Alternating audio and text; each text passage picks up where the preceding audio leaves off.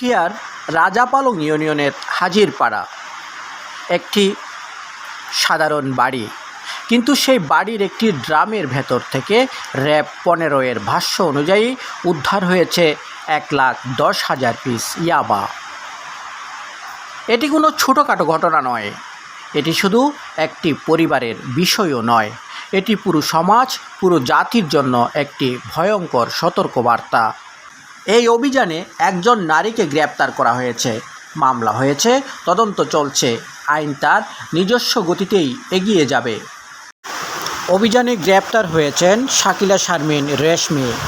আর স্থানীয় সূত্রের দাবি, অভিযানের সময় তার স্বামী, স্থানীয় কণ্ঠশিল্পী হিসাবে পরিচিত মোহাম্মদ ইদ্রিস পালিয়ে যান।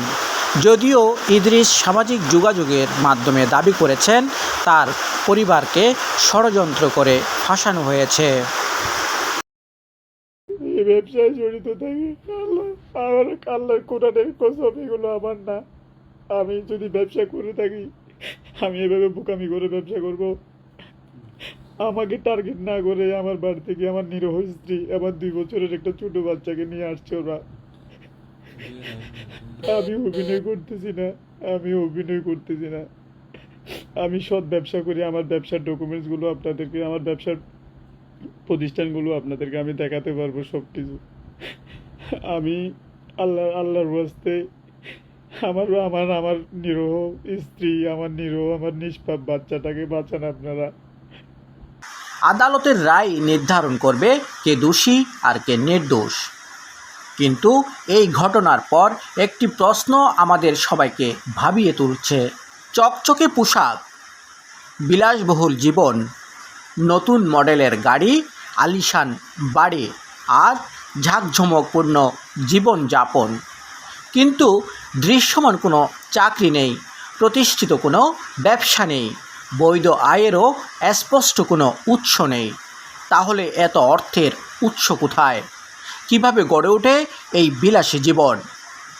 এই প্রশ্ন শুধু একজনকে নয়, এই প্রশ্ন তাদের সবাইকে, যাদের জীবনযাত্রা আর আয় ব্যয়ের হিসেবের মধ্যে আকাশ পাতাল পার্থক্য। যদি আপনার আয় বৈধ হয় তাহলে ভয় কিসের?